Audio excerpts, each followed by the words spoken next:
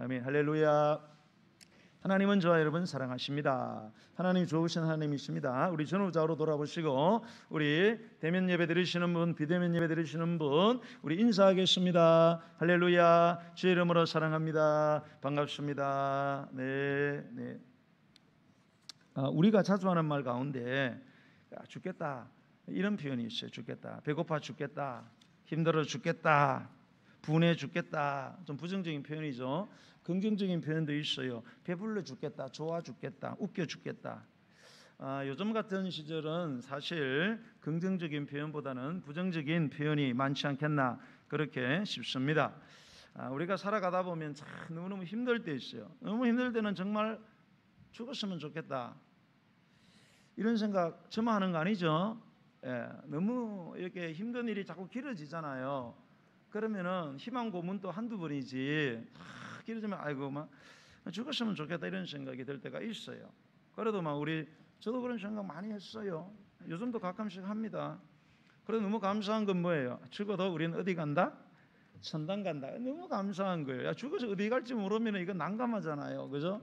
집을 나섰는데 갈 데가 없어. 얼마나 난감합니까? 이 세상의 장막을 벗고 떠났는데 갈 데가 없어. 얼마나 우리는 천국이 있는 거예요. 감사하시기 바랍니다. 자, 그런데 우리가 진짜 죽기로 작정하면 어떻게 될까요?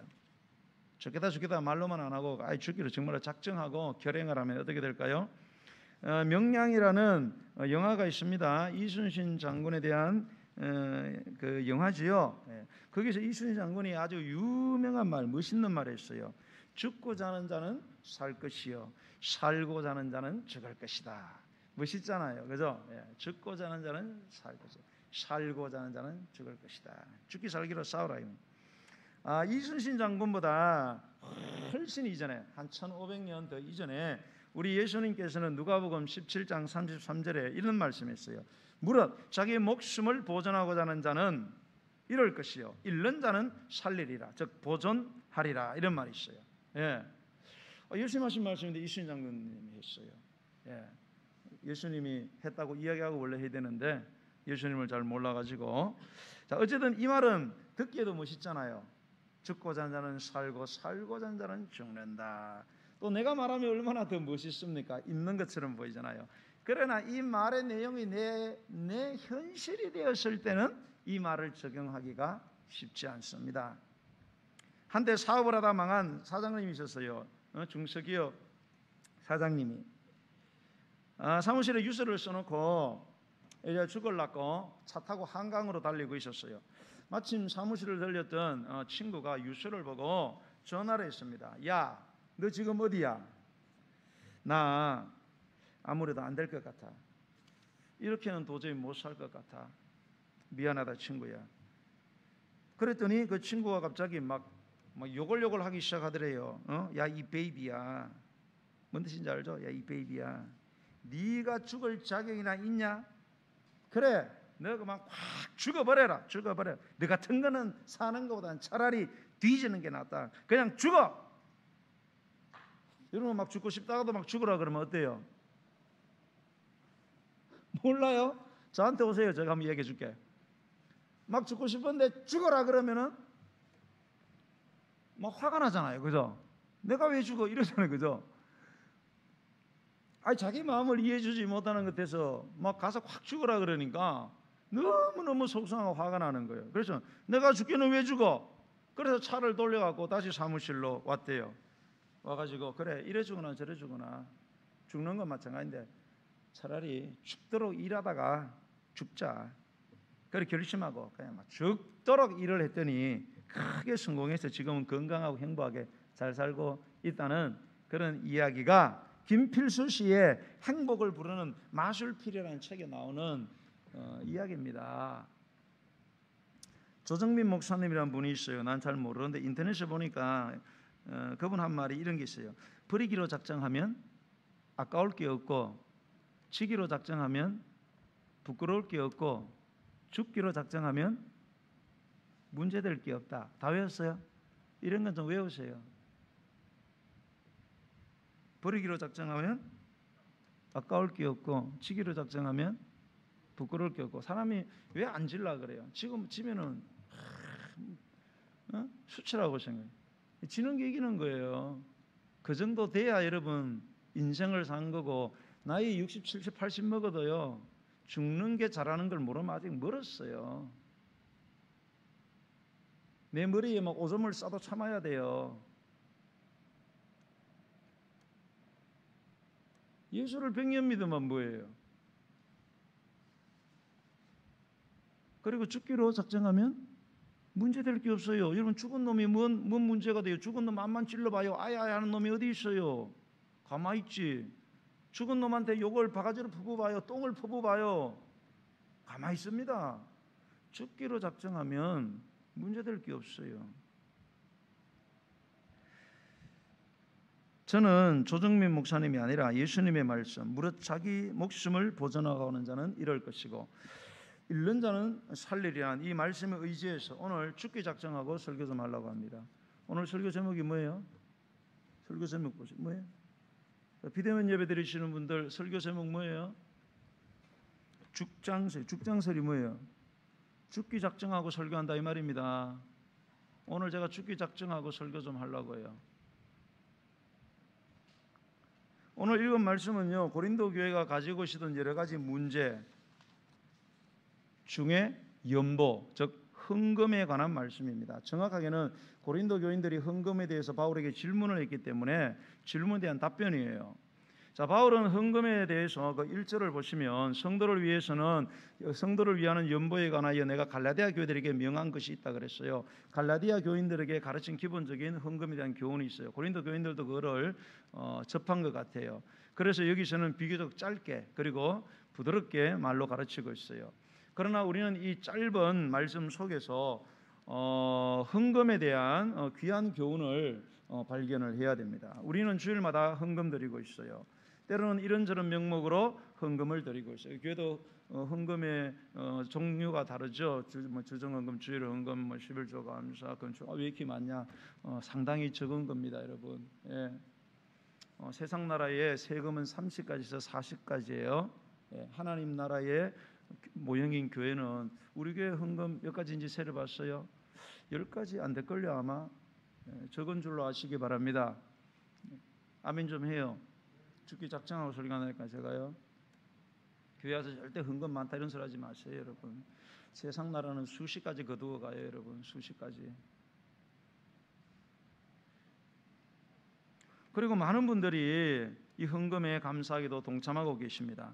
그러나 하나님이 기뻐하시는 헌금, 하나님이 기뻐하시는 헌금을 드리는 성도들은 얼마나 될까요? 오늘 본문에는 고린도 교회 성도들이 예루살렘 교회 성도들, 즉 예루살렘 교회를 위하여 드린 이 헌금에 대해서, 아름다운 헌금이죠. 예, 남의 교회를 도와주는 이런 아름다운 헌금에 대해서 기록하고 있어요. 여러분, 예루살렘 교회 성도들을 위해서 드린 이 고린도 교회 성도들의 헌금이 왜 아름다운 연보 헌금일까요? 자, 첫 번째는 사랑으로 드린 헌금이기 때문에 그렇습니다. 자, 그 당시에 예루살렘 교회, 자, 고린도 교회는 이방 교회잖아요. 이방 교회가 왜 썼어요? 예루살렘 교회에서 복음이 나왔거든요. 그래서 복음이 흘러서 이방 교회 고린도 교회가 예수님을 믿게 되었어요. 예. 그런데 이 복음의 모교회가 되는 예루살렘 교회가 당시에는 상당히 힘들었어요. 뭘로 힘들었냐? 재정적으로 너무 힘들었어요. 교회 안에 빈민층들이 많았어요. 원래부터 가난한 사람이 들어온 건 아니었고요. 초대교회 때 예수님을 믿으니까 그 이단 취급 받았잖아요. 그래서 일단은 유대인들에게 엄청난 핍박을 당했습니다. 그래서 유대인들이 장사를 잘하잖아요. 지금도 경제권을 유대인이 다 잡고 있잖아요. 예.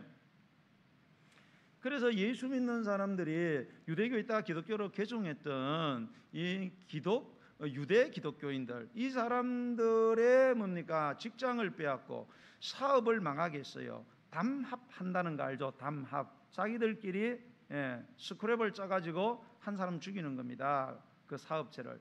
그러니까 사업이 다 망하고 직장에서 쫓겨나고 알거지가 된 거예요. 예수 믿다가 그 교회로 들어오니까 전부 다 거지야, 알거지야. 그리고 또 로마의 박해까지. 그러니까 교회가 너무 가난한 거예요. 즉 재정적으로 너무 힘들다는 거예요. 헌금이 안 들어오니까. 그리고 또 그 당시에는 유대 지역에 기근이 빈번하게 일어났어요. 가뭄이 너무 많이 농사가 안 돼요. 농사라도 되면은 농사를 지면 되는데 극심한 가난, 극심한 재정난을 교회가 겪고 있었어요. 여러분, 교회가 재정난을 겪으면 누가 도와줄까요? 여러분, 지금 코로나 때문에 한국 교회가 전반적으로 재정난을 겪고 있어요. 아주 큰 교회들 외에는, 큰 교회들은 부동산이 많았고 부동산도 팔아가지고 재정난을 이겨내고 있어요. 예, 작은 교회들은 이제 문제가 되죠. 그래서 상가 교회들은 지금 뭡니까? 공동 공간 예배를 추진을 하고 있습니다. 세를 못 내니까 5, 6개 교회가 모여서 한 공간에서 시간을 정합니다. 시간대를 정해가지고 그 시간에만 그냥 사용하는 거예요. 예를 들어서 그래야만 교회 문을 안 닫을 수 있으니까. 예. 여러분, 교회가 어려우면 누가 도와줘요? 예. 우리 교회도 어렵습니다. 어렵다는 말 하지 말라고 누가 그러는데 어려운 건 어떻게? 여러분, 어려우면 여기 반도 유보라에 있는 분이 저한테 와가지고 봉투 주면서 목사님 얼마나 힘드세요? 밥이라 사무세요. 한 사람도 없어요. 그런 사람이요. 불신자가 안 도와줍니다. 그러면 누가 여러분 도와줘야 돼요? 여러분, 불신자가 도와줄 리도 만무하지만 그들이 도와준다고 해도 누가 돌아봐야 됩니까? 믿는 사람들이 교회를 돌아봐야 돼요. 여러분, 바울 사도가 오늘 1절에도 고린도 그 갈라디아 교회에게 연보에 대해서 헌금에 대해서 한 이야기가 있다 이렇게 했는데, 그 갈라디아 6장 10절에 보면 이런 말이에요. 그러므로 우리가 기회 있는 대로 모든 이에게 착한 일을 하되 더욱 믿음의 가정들에게 할지니라, 이런 말이 있어요. 여기서 말하는 착한 일, 갈라디아 교회인데, 야 너희들 착한 일 많이 해야 된다. 특히 믿음의 가정들에게 착한 일을 많이 해라. 이게 뭐냐? 이 착한 일은 뭐 이렇게 농사를 짓는가 도와주고 이런 걸 말하는 게 아니에요. 헌금을 말하는 거예요.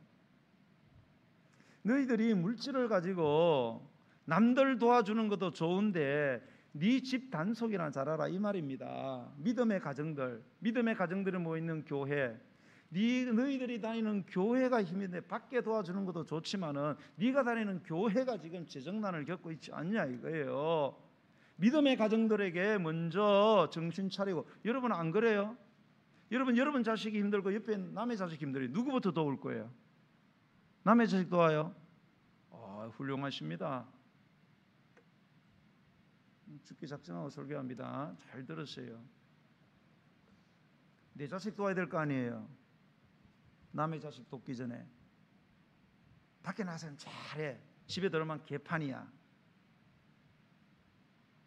그런 한국 부모들이 옛날에 많았습니다. 저도 한때는 그렇게 살았어요.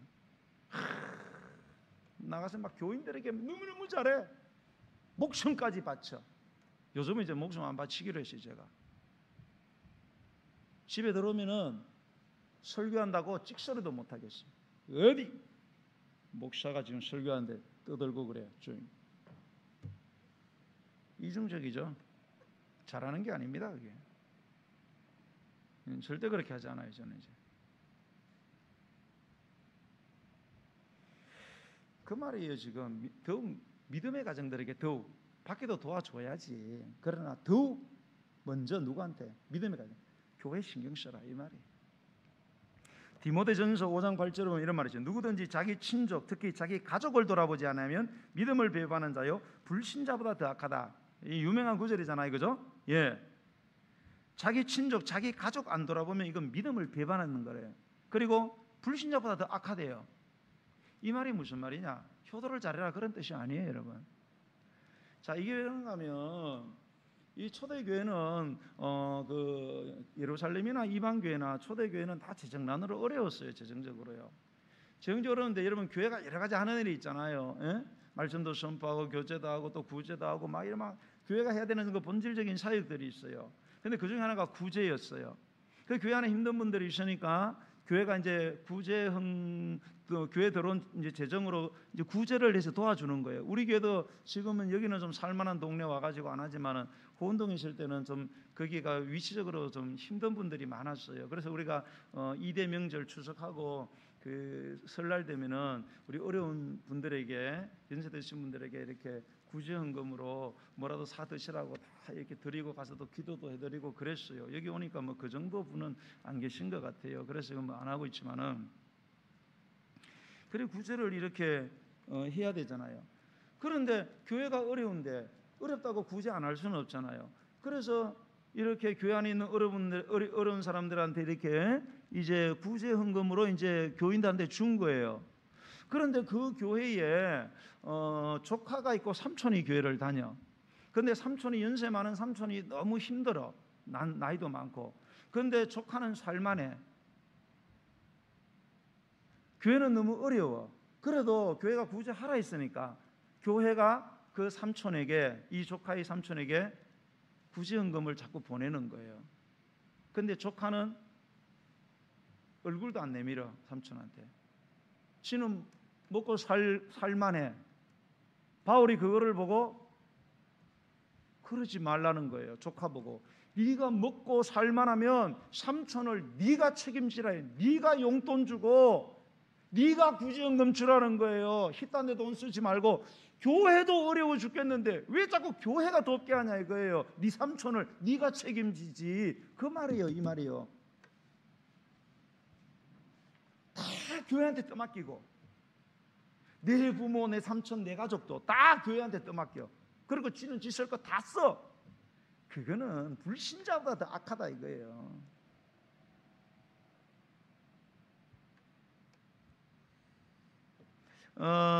마태복음 19장 이하에 보면요, 16절에 보면 어떤 청년이 예수님께서, 예수님, 선생님, 내가 무슨 선한 일을 하여야, 내가 무슨 착한 일을 해야 내가 영생을 얻으리까? 예수님이 네가 영생에 들어가면 계명을 지켜라.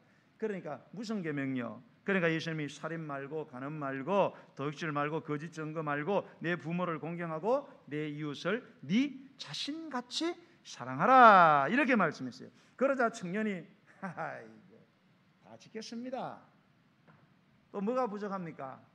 말씀해 보세요. 그러니까 예수님이 이런 말씀이세요. 네가 온전하고자 할진대 가서 너희의 소유를 팔아 가난한 자들에게 주라. 그리하면 하늘에서 보화가 네게 있으리라. 그리고 와서 나를 따르라. 이렇게 해서, 그래? 네 이웃을 네 자신처럼 사랑하는구나. 당연하죠. 그럼 네 소유를 팔아서 가난한 자들에게 줘라. 그럼 하늘에 상급이 쌓인다. 그리고 나를 따르면 영생을 얻게 될 거다. 그러니까 그 다음 구절이 이렇게 나와 있어요. 상당히 재미있습니다. 여러분, 그 청년이 재물이 많음으로 이 말씀을 듣고 근심하여 가니라. 자, 여러분, 이 말 잘 들어보세요. 이 청년이 재물이 많음으로 이 말씀을 듣고 근심하여 간다. 자, 이 말씀이 논리적으로 맞아요, 안 맞아요, 이게?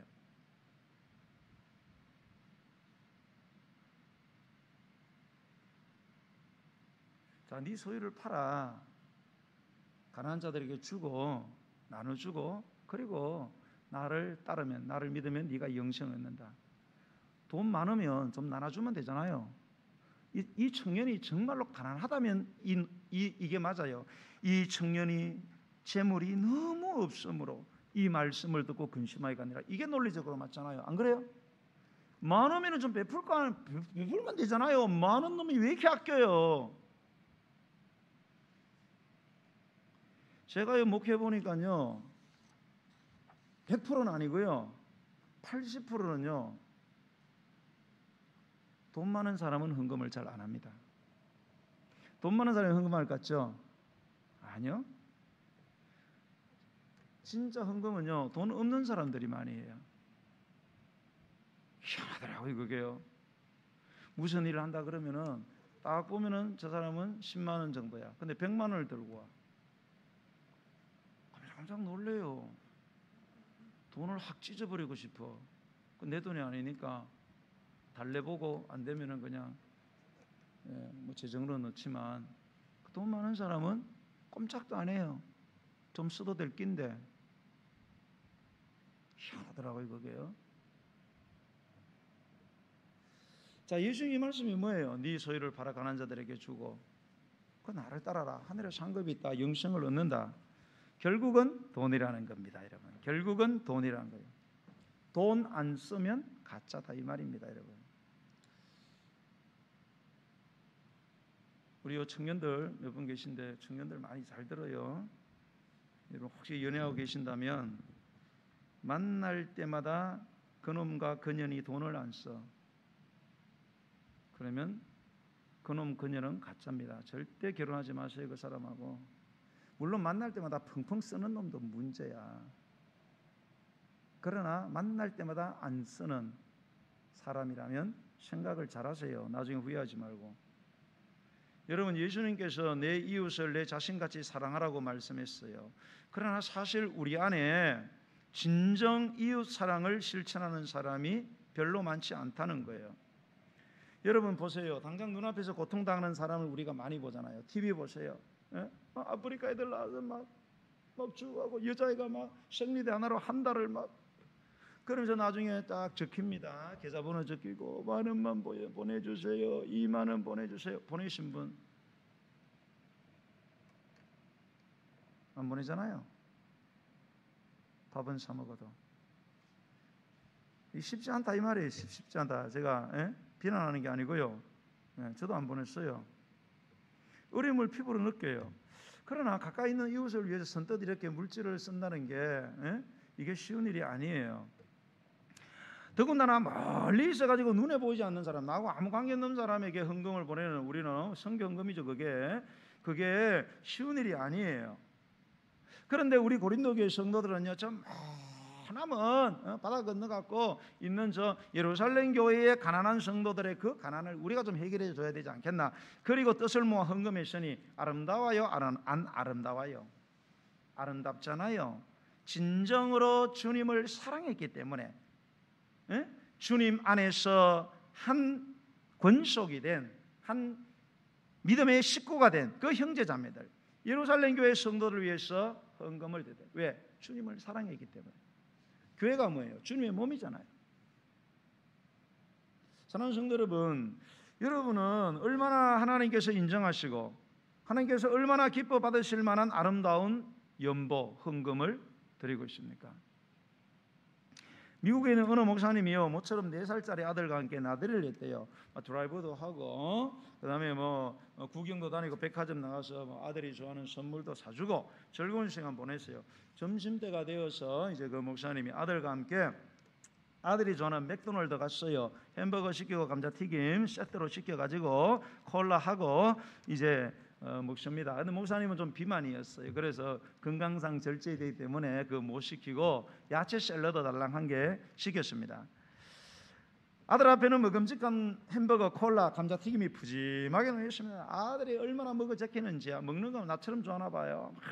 너무 맛있게 먹으니까 옆에 있던 아버지가 너무 먹고 싶은 거야. 보니까 햄버거 한 개 다 먹었어. 이제 감자튀김 얼마 안 남았어. 근데 너무 먹고 싶어가지고 아들아 감자튀김 하나만 먹으면 안 될까? 그러니까 아이가 NO! 아빠 이거 내 거야. 이거 내 거 시킨 거야. 조용하게 이야기하면 얼마나 좋아요. 아이고 매장에서 소리를 지르면서 어린 놈이 4살짜리가 NO! 이러면서 내 거야. 이거 먹지 말아라고. 아빠가 목사님 너무 놀래갖고 괘씸하게 짜게. 그렇죠 여러분. 여러분 지금 아들이 먹고 있는 이 햄버거 이거 누가 사준 거예요? 콜라 누구 사준 거예요? 감자튀김 누구 사준 거예요? 누구 주문해서 나온 거예요? 여러분 4살짜리가 이거 알까요 모를까요? 모를 줄 알죠. 다 알아요 여러분. 애들이 얼마나 영리한데요. 그런데 그거 다 달라는 것도 아니고 햄버거 달라는 것도 아니고 감자튀김 봉지채로 달라는 것도 아니고 그 있는 한 조각 달라고 하는데 거절을 하니까 마음이 너무 분한 거예요. 화가 나다가 막 분한 거예요. 괘씸한 생각이 들다가 갑자기 목사님 머리에 스치는 생각이 들었어요. 뭔 생각이냐? 이런 생각. 얼마나 많은 사람들이 우리 자식처럼 내 아들처럼 하나님을 향해서 이 배은망덕한 태도를 가지고 살아갈 수 있나? 살아가고 있나? 이 생각이 버덕 드는 거예요.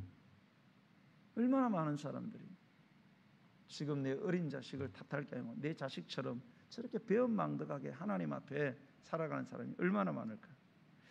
그렇습니다 여러분. 우리 모두가 다 하나님의 은혜로 누리고 살아가잖아요.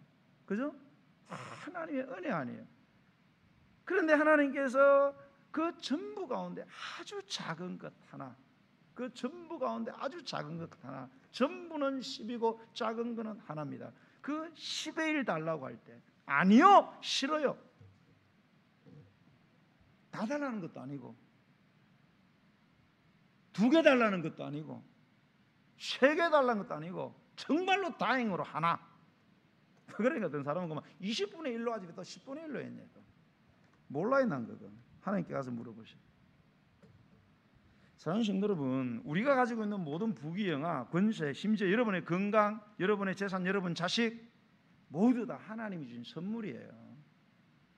돈 주고 산 게 아니에요. 선물은 여러분 돈 주고 사는 게 아니잖아요. 여러분 선물 받을 때 돈 주고 선물 받았어요? 다 공짜잖아요. 여러분 지금 우리가 누리는 건 다 선물이에요. 하나님의 선물, 은혜인 줄로 믿으시기 바랍니다. 그러므로 하나님이 필요하다고 말씀하실 때 아낌없이 드리시기 바랍니다. 여러분 아버지가 달라고 하실 때 기쁨으로 드리면 아버지가 그거 닦아 쓰겠어요? 여러분 4살짜리 감자튀김 하나 먹는다는데 그거 주면은 하나 줬으니까 또 줘. 그래서 그거 다 뺏어 먹으려고 그렇습니까? 나중에 더 줄 거 아니에요. 더 줄 거 아니에요. 갚아 주실 줄로 믿으세요, 여러분. 사랑하는 여러분, 우리가 하나님께 헌금 드릴 때 주님을 사랑하는 마음으로 여러분 드리시기 바랍니다. 고린도서 9장 7절에 보면요, 각각 그 마음에 정한 대로 할 것이요 인색함으로나 억지로 하지 말지니 하나님은 즐겨내는 자를 사랑하신다 그랬어요. 하나님이 어떻게 하면 나를 사랑할까? 이 헌금을 즐겨내세요, 여러분. 여러분, 인색하다는 게 뭐예요? 아까워하는 마음, 그런 데죠. 아까워하는 마음. 오늘 헌금을 해야 되는데 갑자기 들어오다가 준비를 못했어. 주머니에 쏙 넣는데 종이가 2장이 딱 걸려. 하나는 10,000원짜리, 하나는 5,000원짜리야. 그리고 해서 얼마짜리 꺼내야 돼요? 이지영 집사님 얼마짜리 꺼내야 돼요? 5,000원짜리, 10,000원짜리 있어요. 10,000원짜리 꺼내야 되겠죠? 근데 5,000원짜리 꺼내야 된다고 이렇게 하고 땡겼는데 얼마가 나왔어요? 10,000원. 너무 놀란 거예요. 아니 어떻게 실수했네. 이게 인색한 마음이에요. 인색한 마음. 입장 바꿔놓고 생각해 보세요. 하나님하고 여러분이 그런 대접받으면 기분 좋겠어요? 애들도 싫어합니다. 용돈 준다고 이렇게 하다가 5,000원짜리가 만져놨는데 아니지, 집은 5,000원짜리 줘보세요. 애들도 싫어해요. 죽기 작정하고 설교합니다. 여러분 잘 들으세요. 비대면 예배 드리시죠? 잘 들으세요. 그게 인색한 거예요. 억지로 뭐예요? 남의 이목 때문에 누가 시켜서 목사님 또 헌금 설교하는구나. 아유 헌금해야지. 괜히 목사님한테 찍혔다가 보니까 설교가 5,000원 하면 안 된다는 설교 같은데 10,000원 해야지. 그런 식으로 하지 말라 이 말이에요. 즐거운 마음으로 기쁨으로 드리시면 하나님이 사랑한다. 물질에 대해서 사랑한다는 건 뭐예요? 물질로 갚아주시겠다는 거예요. 예. 여러분 이렇게 생각하세요. 힘드시면 부모님께 용돈 드린다 이렇게 생각하세요. 11조도 그렇고. 여러분 우리가 부모님께 용돈 드리잖아요. 그죠? 예. 안 드려요? 드리세요.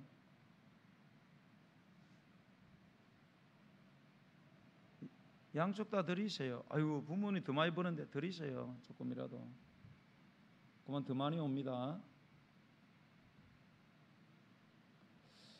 여러분 부모가 연세가 들었어요. 일할 수 있는 능력이 없어요. 용돈을 안 드리면 어떻게 돼요? 손만 빨아야죠. 그러면 돼요? 왜 드려야 돼요? 나를 낳아줬잖아요. 나 때문에 등골 휘었잖아요. 나를 사랑해서. 여러분 부모들이 자식한테 키우면서 돈이 많이 들잖아요. 그죠? 다 있어서 키워요? 아니에요. 등골 힙니다. 안 되면 대출 내고 정말로 급하면 사채도 끌어 제낍니다. 자식 그러면 부모는요 정신 돌아가는 거예요. 그렇게 키웠어요. 그런데 여러분 그 노트에다 적어놨어요. 부모님들. 오선혜 권사님 혹시 적어놨어요 그거? 아이고 아깝다. 적어놓지. 그걸 내밀어야 정신 번쩍 차리는데 자식들이. 지가 잘한 줄 알아요. 지 힘으로 큰 줄 알아요. 그거 여러분 다 적어놓은 거 내밀으면요 자식 알거지 돼요. 갚으려면. 그렇게 키웠어요. 그러니까 자식이 부모를 책임져야지. 하나님께는 여러분 왜 드려야 돼요? 하나님이 우리를 지어줬잖아요. 부모님은 나를 낳아줬어요. 낳아준 분이 여러분 더 귀해요? 지어준 사람이 더 귀해요 여러분? 예? 제가 뭐 지금 이간질합니까? 여러분이 이 세상에 태어난 거는 엄마 아빠가 좋아서 만든 게 아니에요. 둘이 좋아가지고 합방해하고 그냥 생긴 거예요 여러분. 아 오늘 만들어보자 미션 그렇게 부모가 몇 명이 있겠어요. 지네 좋아하고 그냥 잠자고 생긴 거지. 누가 생기겠어요? 하나님이 생기겠어요. 태어날 때 30조 개의 세포를 갖고 태어났고 장성하면 70조 개의 세포로 세포 분리시켜갖고 성장을 시킨 분이 누구예요? 낳아준 부모도 책임져야 되는데 지어진 하나님은, 하나님의 교회는 왜 책임지지 않습니까?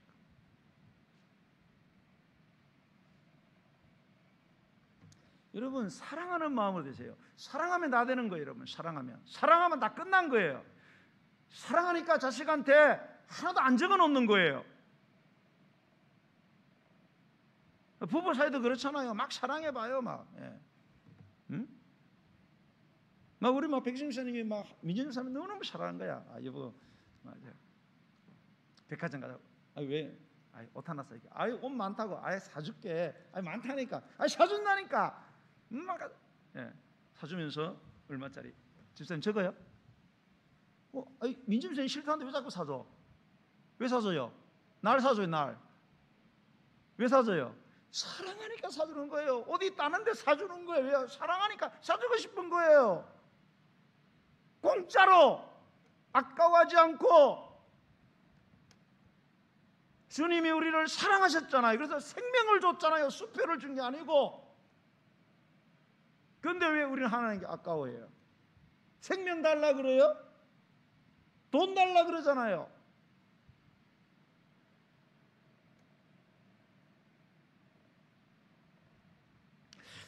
그래서 사랑으로 해야 되는구나. 사랑으로 하면 다 해결이 돼요.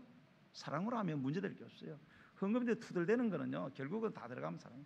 돈 가지고 걸고 넘어지는 거는요 가족 사이도 다 그거 사랑이에요. 우리도 칠형제예요. 싸우는 것만 돈 때문에 싸워요. 칠형제도. 교회도 왜 싸워요? 다 돈 때문에 싸워요. 왜 재직회가 시끄러워요? 공동회가 왜 시끄러워요? 다 돈 때문에 그래요. 왜 돈 때문에 그래요? 돈 때문이 아니에요. 사랑하는 마음이 없다 이 말입니다. 그 교회가. 응?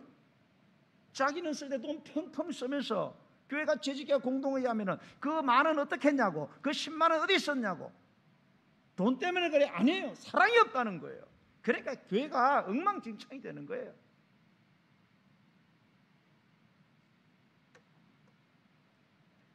자, 두 번째는 미리 준비해서 드렸기 때문에 이 헌금이 아름다운 헌금이에요. 2절 말씀, 우리 2절 말씀 한번 읽어보겠습니다. 2절 시작. 매주 첫날에 너희 각 사람이 수입에 따라 모두 모아두어서 내가 갈 때에 연보를 하지 않게 하라. 이렇게 되어 있어요. 자, 이게 헌금의 원리가 몇 가지예요. 첫 번째는 뭔가 하면 매주일 정기적으로 드려라. 자, 오늘 보세요. 매주 첫날에 드려라. 매주 첫날. 자, 매주 첫날은 뭔가 하면은 일요일을 말해요. 주일을 지칭하는 거예요. 유대 달력에 의하면 매주일의 첫날은 일요일입니다. 네. 유대인들은 원래 안식일에 제사를 했어요. 네, 토요일에 예배를 드렸단 말이에요. 그러나 예수님을 믿는 초대교회 성도들은 매주 첫날 즉 일요일에 예배를 드렸습니다. 왜 예배 날짜의 변경이 일어났느냐? 그것은 주께서 부활하신 사건을 기념하기 위해서요. 자, 안식일. 자, 구약의 안식일은 우선 봤을 때는 몸을 쉬는 안식으로 많이 생각이 되잖아요. 근데 원래는 그게 아니에요. 몸의 안식을 통해서 뭔가 우리 영혼의 안식, 진정한 안식. 그 진정한 안식은 어디로부터의 안식이냐? 죄로부터의 안식이에요. 사람이 언제 제일 불안해요? 죄 지었을 때잖아요. 안 그래요? 여러분, 아무리 내일 좋은 차를 사도 내가 오늘 죄 지어서 깜빵 가면 끝이에요. 죄 문제가 해결 안 되면 진짜 안식이 없어요. 근데 구약의 안식은 이 예수 그리스도를 통한 이 죄의 삭선 죽음이잖아요. 이 죄로부터의 해방을 통한 안식이에요. 그런데 그 죄로부터의 해방이 딱 점이 찍힌 날이 언제예요? 부활이잖아요. 죽음을 이겼으니까 죄 문제를 해결하면서 진정한 안식이 부활을 통해서 이루어졌어요. 그래서 구약의 안식은 이 신약의 뭡니까? 이 진정한 안식인 부활의 예표였어요. 그림자였단 말입니다. 실체가 오니까 그림자 없애고 실체를 가까이 하는 거예요. 그래서 주일날 예배 드리는 거예요. 토요일날 예배 드리면 안 됩니다, 여러분. 특별한 경우 외에는 이단들은 막 토요일 들으면서 우리가 성경적으로 한다. 아무것도 모르는 것들이 신학도 모르고 성경도 모르고 우리 있는 대로 한다. 여러분, 말하는 대로 다 듣습니까? 아이고 죽겠다 그러면 그 사람 아이고 죽겠다 그러면 그 사람이 정말로 죽고 싶다는 거예요? 살고 싶다는 거예요. 힘들다는 거잖아요. 근데 왜 문자적으로 해석해요? 문자적으로 해석할 게 안 할겠지. 엉뚱한 소리 하는 사람들 많아요. 이단들. 목사 신학자도 엉뚱한 사람들 많아요.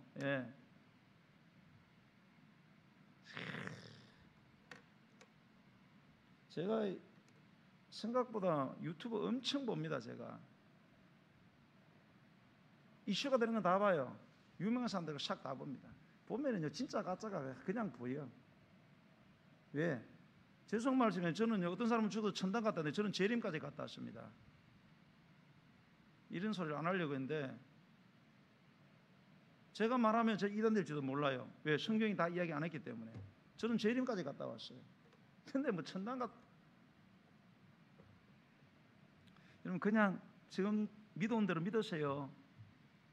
누가 이상한 거 했다고 뭐 이상한 거 뭐 새로운 거 했다고 막 그런 거 막 뭔가 막 새로운 거 찾다고 너무 좋아하지 마세요. 다 가보면 그게 그거예요. 결국 그거예요.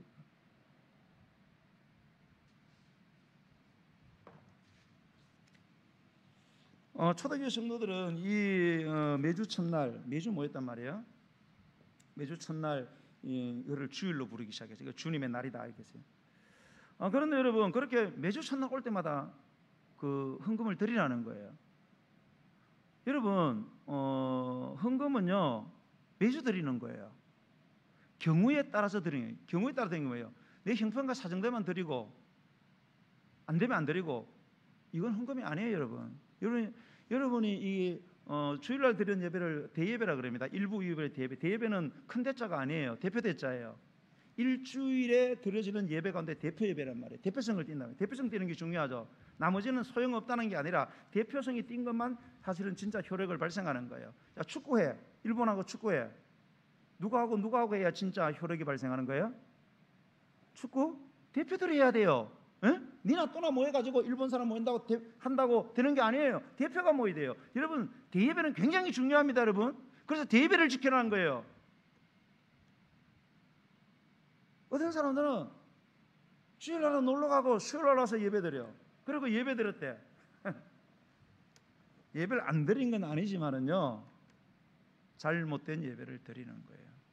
감점이 엄청나게 일어납니다. 아시고 드리세요. 어떤 사람은 교회 일은 열심히 해. 예배는 안 드려요. 다 깎입니다. 다 깎여. 근데 대예배 드리는데 헌금을 안 드려요. 그러면 다 무효입니다. 다 무효. 왜? 구약의 제사에 여러분 절대로 내 몸 가고 시간 들이고 재물을 안 가지고 가. 그러면 그 제사는 무효입니다. 무효. 재물이 없는데 여러분 헌금 없는 예배는 예배가 아닙니다. 여러분 꼭 기억하세요. 제가 작정하고 설교하는 거예요 지금. 비대면 예배 잘 들으세요. 예.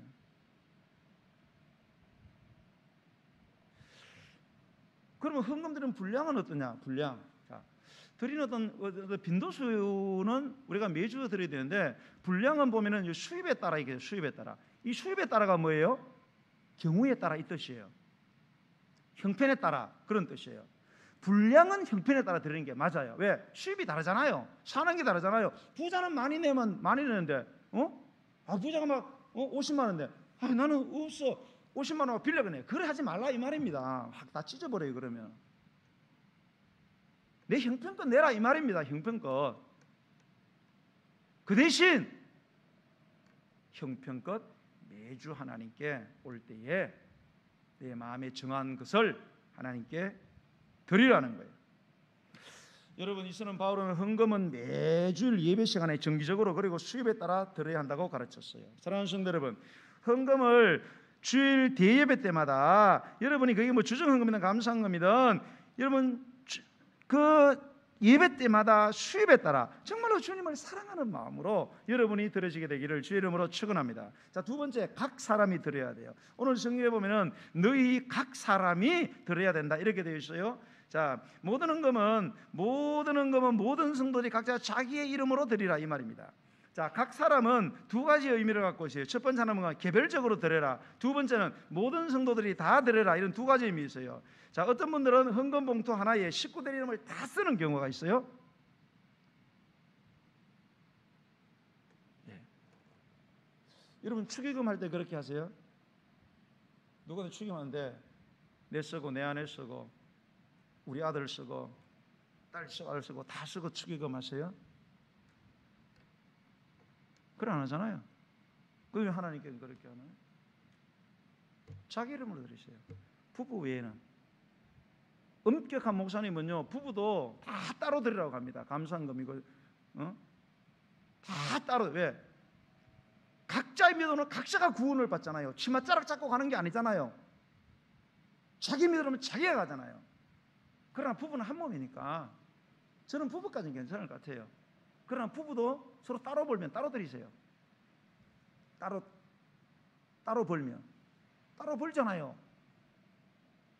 그 외에는 이름을 막 올리지 마세요. 그게 성경의 원리라는 거예요. 여러분이 단돈 1,000원을 봉투에 넣어도 각기 자기 이름으로 헌금을 드리는 것이 성경적인 원리라는 사실을 여러분 기억하시기 바랍니다. 여러분, 그리고 헌금할 때 모든 성도들이 빠짐없이 다 드려서 동참해야 돼요. 부자들만 여러분 헌금 드리는 게 아니에요. 특별한 사람만 드리는 게 아니에요. 목사들이고 믿음 좋은 사람만 드리는 게 아니에요. 믿음이 좋든 나쁘든 다 드려야 돼요. 가난하다고 이러면 안 드립니까? 여러분 가난하면 세금 안 내요? 여러분 세금 어른 내고 애들은 안 내요? 여러분 애들 연필 사고 공책 살 때 다 세금 물려져 있습니다. 여러분 가난한다고 아유 세금 안 내도 됩니다. 그럽니까? 아주 극빈자가 아니고는 정말로 극빈자면 국가가 도와주죠. 오히려 그 외에는 99%는 다 가난해도 일단 세금은 내야 됩니다. 내야 나라가 돌아가요. 안 그러면 나라가 망하게 돼 있어요, 여러분. 그러니까 헌금은 모든 분들이 자기 형편에 따라서 드리는 것이 맞습니다. 아이들에게 가르치세요. 그래 애들이 커서 헌금을 하는 거예요. 애들한테 이걸 안 가르치니까. 아무개야 너 몇 학년? 1학년 연필을 사라. 세금 냈니? 안 냈는데요. 이거 세금 들어간 거야. 세금. 그래서 그 세금 명목 여러분 공부해가고 인터넷에서 세금 명목 가르쳐 주세요. 네가 세금을 냈다고. 이렇게 세금을 냈기 때문에 모든 게 돌아간다. 하나님께서 너 드려야 된다. 가르치세요, 애들을. 자, 세 번째 헌금의 원리. 미리미리 준비해서 드리라는 거예요. 오늘 여기 보니까 내가 갈 때에 드리지 말고 미리미리 준비하라는 거예요. 자, 이 성도들이 헌금을 드릴 때 미리미리 준비하는 건가 하면 아무 생각 없이 적극적으로 대충 헌금하지 말라 그런 뜻이에요. 평소에 헌금에 관심을 가지고 미리 모아두었다가 정성을 다해서 헌금을 해라 이런 말입니다. 자, 교회는 4대 절기가 있습니다. 뭐예요? 부활절, 맥주절, 그리고 추수감사절, 그리고 성탄절입니다. 자, 절기라는 게 뭐예요? 절기, 명절 기간이다 이 말입니다. 명절 기간. 구약에는 일주일을 지켰어요. 일반적으로 일주일. 그래 절기라는. 자, 우리나라에도 명절이 있어요. 뭐예요? 추석? 하나 뭐지? 설. 예, 하루 놀아요.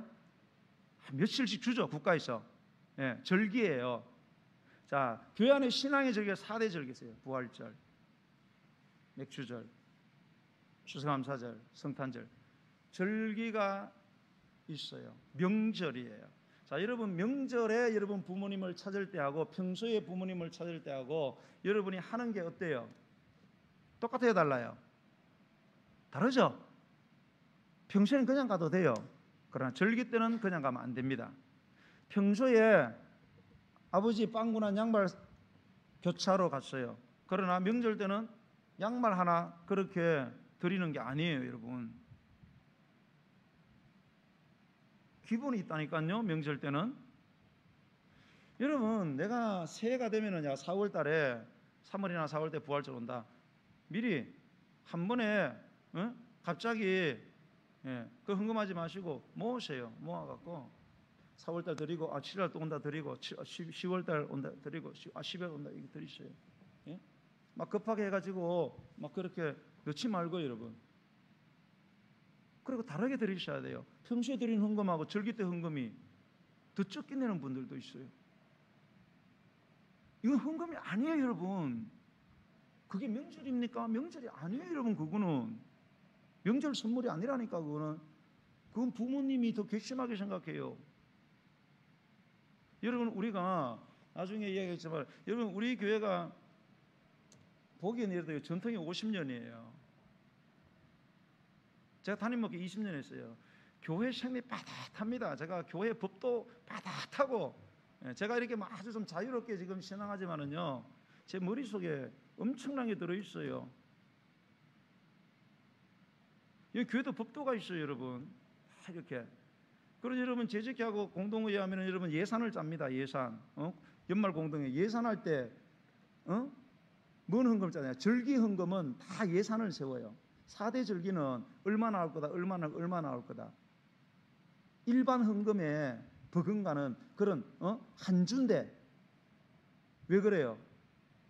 특별한 날이기 때문에 성도들이 특별 헌금을 드릴 거다고 예상을 하고 또 그것이 성경의 원리이기 때문에 그렇게 예산을 세우는 거예요.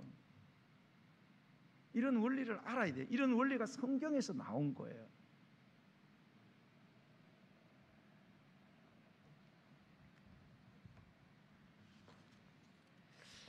여러분, 바울은 고린도 교인들에게 바울이 도착했을 때 즉흥적으로 그렇게 헌금하지 말고, 즉흥적으로 헌금하니까 왜 갑자기 헌금하라느냐, 짜증나고 속상한 거예요. 예?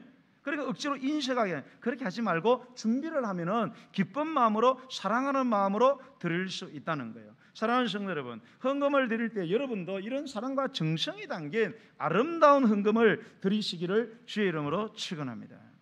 말씀을 맺습니다. 여러분, 죽기로 작정하고 말씀드렸습니다. 죽기로 작정하고 드린 말씀을 여러분에게 정리합니다. 여러분, 재물 없는 제사는 제사도 아니고 헌금 없는 예배는 헌금이 아닙니다. 꼭 기억하세요. 이거는 여러분 꼭 기억하셔야 돼요. 여러분, 이거는 제가 하는 말이 아니에요. 그러니까 죽기 작정을 제가 이야기한다니까요. 두 번째, 여러분, 가이사의 것은 가이사에게, 하나님의 것은 하나님께 드리십시오. 가이사의 것은 국가의 세금을 말합니다. 예수님이 참 재미있는 이야기를 했어요. 유대인들이 가이사에게 헌금 내는 거 맞냐 안 맞냐? 자, 일본이 우리 통치했어요. 일본에게 세금 내는 거 맞나 안 맞냐? 자, 여러분, 우리나라가 침략당해서 일본의 강점기가 되었어요. 그때 우리나라 사람 일본에게 세금 냈어요, 안 냈어요? 냈어요, 안 냈어요? 냈죠. 안 낼 수도 있어요. 안 내면 어떻게 될까요? 끌려서 죽으러 맞는 거죠. 근데 예수님이 그 말씀하시면서 예수님 아마 예수님 올무에 집어넣으려고 그랬어요. 근데 야 동전 갖고 와봐라. 동전에 이거 형상과 글이 누구냐? 가이사의 것입니다. 그럼 가이사에게 내야지. 이 말이 뭐예요? 세금 내야 된다. 우리나라가 지금 육신적으로 이스라엘이 로마의 압박을 받고 있지만은 그래도 무정부보다는 낫다는 거예요. 무정부보다는. 무정부가 되면 어떻게 돼요? 돈 많은 놈이 땡입니다. 그러면 힘센 사람이 여러분 다 죽이고 여러분의 아내, 여러분의 남편이 예쁘고 멋있고 딸이 예쁘고 멋있으면 다 여러분 죽이고 아들, 딸 빼앗아 가는 거예요. 그게 무정부예요. 무정부보다는 악한 정부라도 있는 게 낫습니다. 그러니까 드리라는 거예요. 그런데 재미있는 말은 예수님이 그 뒤에 안 했으면 좋은데 하나님의 것은 하나님께 드려라 이 말을 갖다 붙인 거예요. 그러니까 바리새인들이 너무 기분 나쁜 거예요. 바리새인들은 돈을 좋아하거든. 겉으로는 아주 고상한 척하면서 뒤로는 다 하나님께 드릴 물질 하루살이는 걸러내고 낙타는 삼켰어요. 하루살이가 뭐예요? 작은 헌금. 낙타는 뭐예요? 11조를 말했습니다. 작은 것들은 건져서 하나님 드세요. 낙타는 어이구 너무 크잖아요. 지가 꼴깍 먹는 거예요. 아무도 몰라. 예수님만 알았어. 왜? 여러분 교회 재정 돌아가는 거 모르잖아요. 그죠? 예. 목사는 다 알죠. 예. 이제 우리 교회도요, 신실한 분들이 서서 재정부를 맡을 수 있는 분이 서고, 그러면은 제가 재정부에 맡길 거예요. 제가 재정부에 왜 안 맡기느냐? 그 돈이 제 거라서 안 맡기는 게 아니에요. 재정은 돈을 관리하는 게 아니에요. 성도들의 피땀 묻은 그 정성,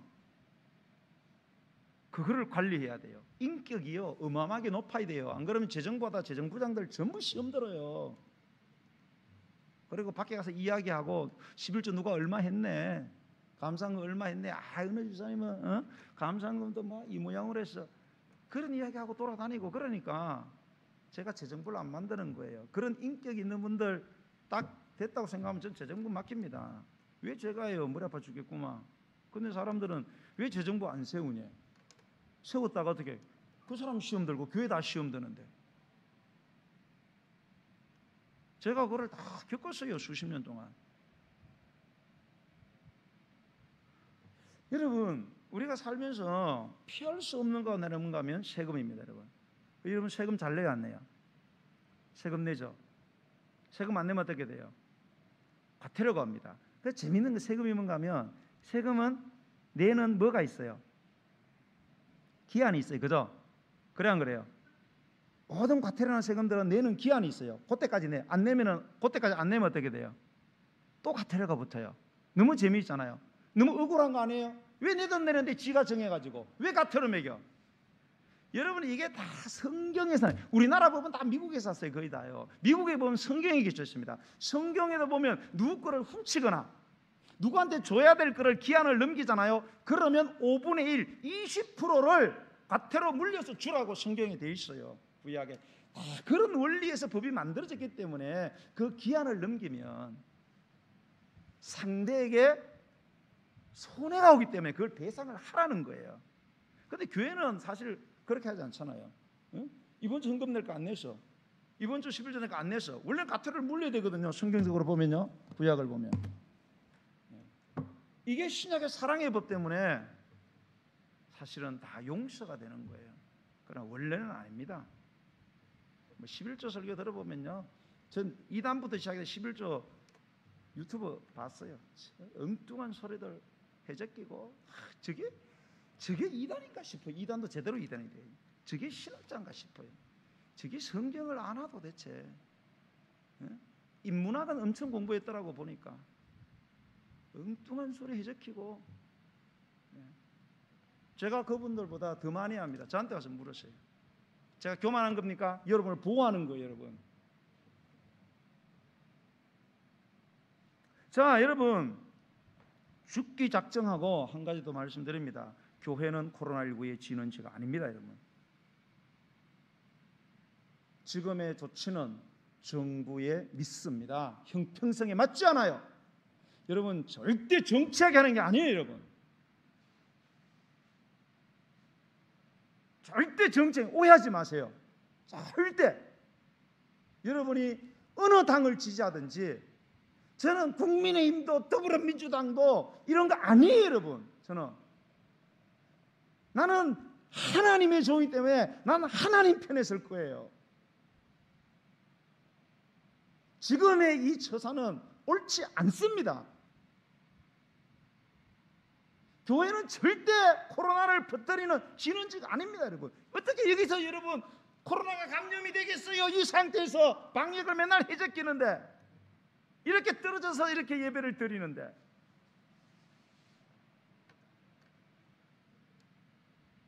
하나만 더 할게요. 이왕 나온 거 죽기 작정하고, 뭐냐, 매월 우리 교회는 첫 주 기도회를 드립니다. 해도 너무하는 것 같아요, 성도들이.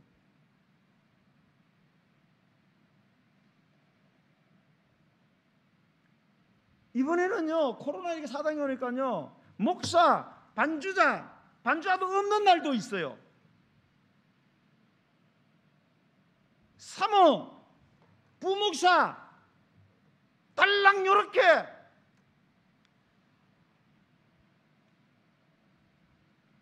예수 믿는 사람들 너무하는 것 같아요. 나는 진짜 너무하는 것 같아요.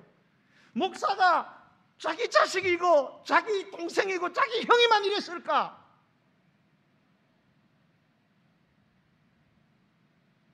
어떻게 이럴 수가 있을까 싶어요. 나는요, 여기 오서도 설교는요 10,000명 있는 것처럼 합니다. 저는 뭐 기죽고 이런 건 없어요. 내가 여기 와 있는 주님과 천군 천사들한테 내가 부끄러워서요. 내가 부끄러워서요.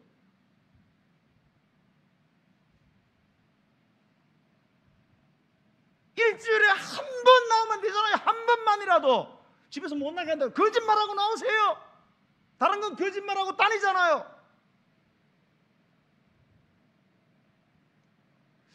오늘 죽기 작정하고 제가 오늘 설교를 했습니다. 죽장사를 했습니다. 여러분, 절대로 여러분에게 마음의 상처를 주거나 돈을 뜯어내거나 저는 그런 짓 안 합니다. 다 여러분을 위해서 하는데, 제가 옛날에 아주 엄격하게 설교했어요. 제가 웬만하면 손 안 대려고 합니다. 그러나 이거 한 번은 해야 되지 않겠나, 해도 너무한다, 이런 생각이 들어서 제가 오늘 죽기 작정하고 설교했습니다. 여러분 잘 들으시면 보약이 될 거고, 꽃같게 들으시면 독이 될 거고, 그건 여러분 선택하세요. 선택을 하시고 신앙하시고. 그러나 말씀대로 사시면 여러분, 하나님이 살아계세요. 여러분, 하나님 살아계신다니까요. 목사 믿지 말고 하나님 믿었어요. 제가 한 말 아닙니다. 다 성경에 있는 말 제가 해주니까 순종하셔갖고요, 우리 성도들을 다 세상이 주는 복이에요. 하나님이 주는 복을 받으셔갖고요, 하나님께 영광 올려드리고, 이 땅에서도 남의 머리 되지 말고, 남의 꼬리 되지 말고 머리 되고요, 꾸러 다니지 말고 꾸어주면서, 아래 있지 말고 위에서 영향을 미치면서 살아가라는 성경의 말씀이 여러분에게 성취되기를 주의 이름으로 축원합니다. 찬양 드리면서 준비하신 예물을 드리겠습니다. 597장 찬송.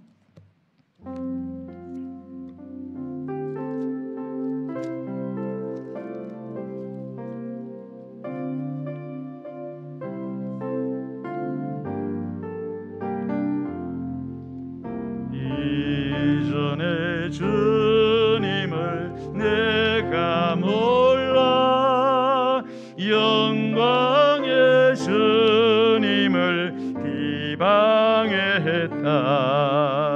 지극한 그은혜 내게 넘쳐 날 불러주시니 고마워라.